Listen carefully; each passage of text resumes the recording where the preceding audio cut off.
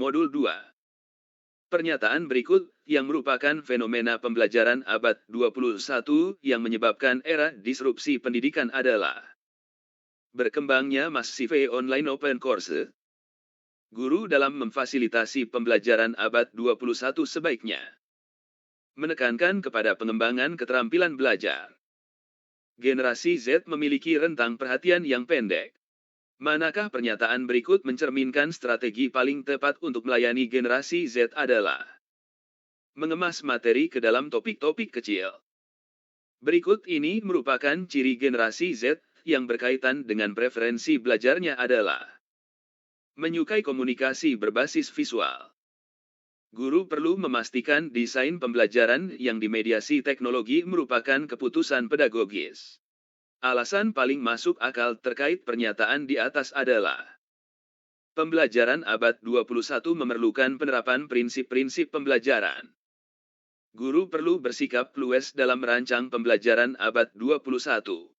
Pernyataan ini mengandung pengertian. Rancangan membuka peluang perubahan strategi dan materi.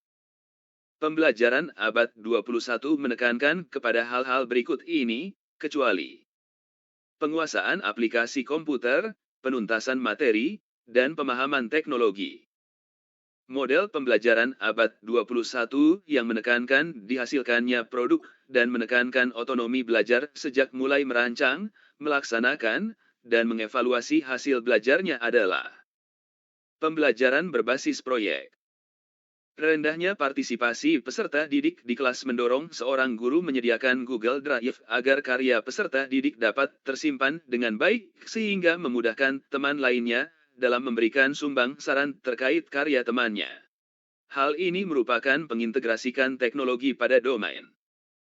Strategi pembelajaran.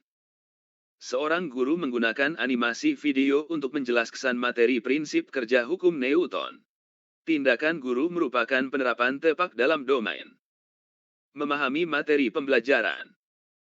Paradigma dan keyakinan guru mempengaruhi cara guru bertindak. Berikut merupakan cara pandang guru abad 21 tentang pembelajaran abad 21 yang paling tepat adalah pembelajaran berpusat peserta didik dengan guru tetap aktif. Memahami karakteristik peserta didik dari aspek fisik, moral, sosial, kultural, emosional, dan intelektual termasuk dalam kompetensi. Pedagogi. Menunjukkan etos kerja, tanggung jawab yang tinggi, rasa bangga menjadi guru dan percaya diri merupakan kompetensi. Kepribadian. Berkomunikasi dengan orang tua peserta didik dan masyarakat secara santun, empatik, dan efektif, serta mengikut-sertakan orang tua dan masyarakat dalam program pembelajaran guna mengatasi kesulitan belajar peserta didik, merupakan kompetensi. Sosial. Memanfaatkan teknologi informasi dan komunikasi untuk berkomunikasi dan mengembangkan diri termasuk dalam kompetensi. Profesional. Menerapkan berbagai pendekatan, strategi, metode dan teknik pembelajaran yang mendidik secara kreatif dengan mengintegrasikan teknologi merupakan kompetensi inti pedagogi pada aspek penguasaan pada teori belajar dan prinsip-prinsip pembelajaran. Melakukan penelitian tindakan kelas untuk meningkatkan kualitas pembelajaran merupakan kompetensi pedagogi pada aspek melakukan tindakan reflektif. Menyediakan berbagai kegiatan pembelajaran untuk mendorong peserta didik mencapai prestasi secara optimal dengan kreativitasnya termasuk kemampuan pedagogi pada aspek memfasilitasi pengembangan potensi peserta didik. Berikut aspek penting dalam pengelolaan pembelajaran abad 21, kecuali menghindari penggunaan smartphone yang berlebihan dalam pembelajaran. Indikator guru mampu memanfaatkan hasil penilaian dan evaluasi yang dapat mempengaruhi kebijakan adalah mengkomunikasikan hasil penilaian dan evaluasi kepada pemangku kepentingan. Guru merupakan profesi dengan keahlian khusus. Pernyataan ini mengandung makna. Keahliannya diperoleh melalui proses pendidikan yang lama.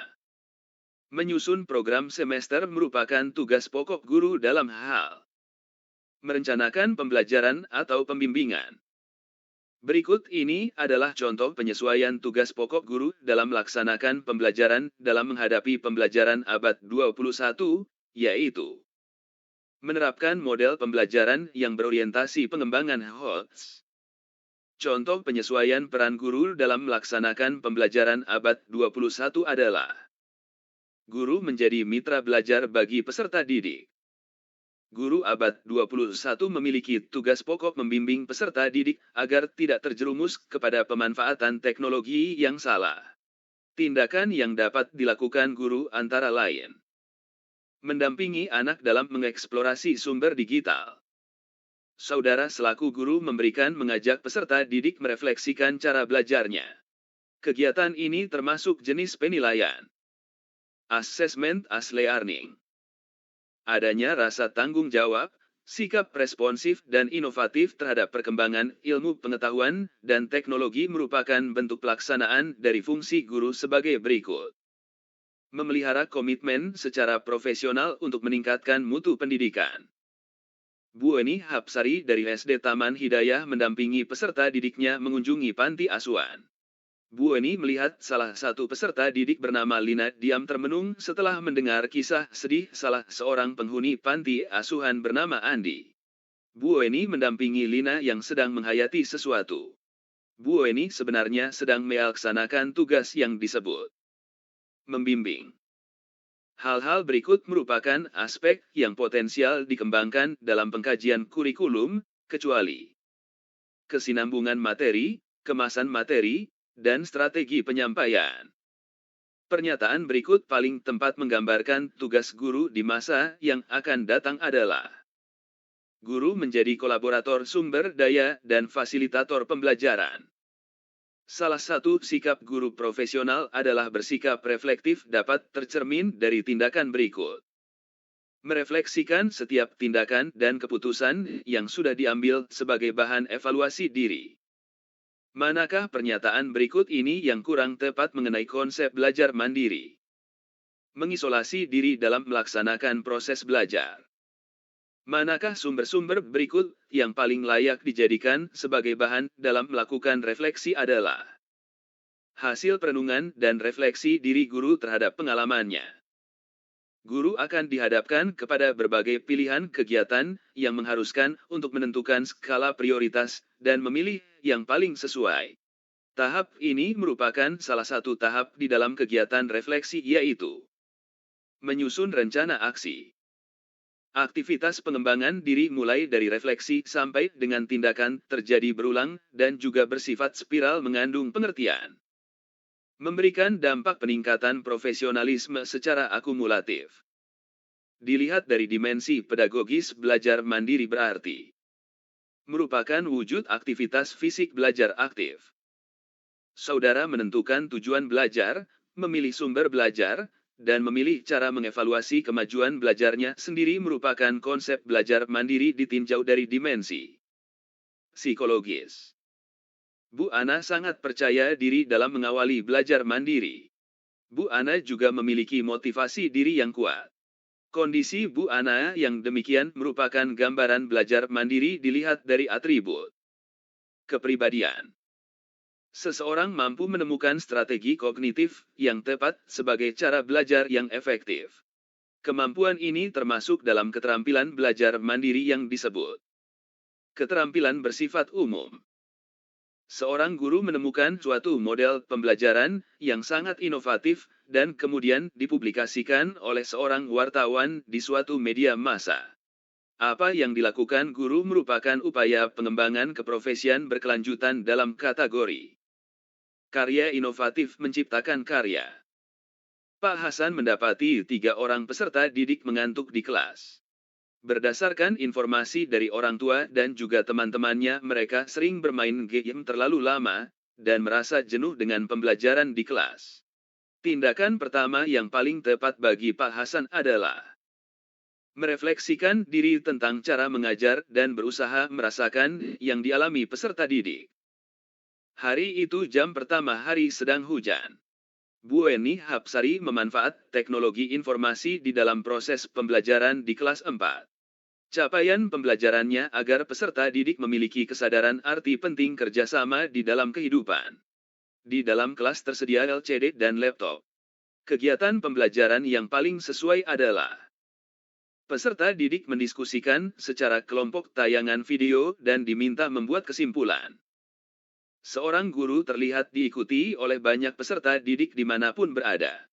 Peserta didik tersebut penasaran dengan trik-trik baru dari guru. Guru menggunakan handphonenya untuk melacak benda dari logam yang terjauh. Guru tersebut, selain memesona juga memiliki ciri guru abad 21 sebagai berikut. Canggih. Peserta didik kesulitan memahami hubungan antara peredaran darah yang lancar dengan kesehatan tubuh. Bu Ani mengatakan, anak-anak pernahkah kalian melihat sungai yang kotor karena sampah dan tersumbat?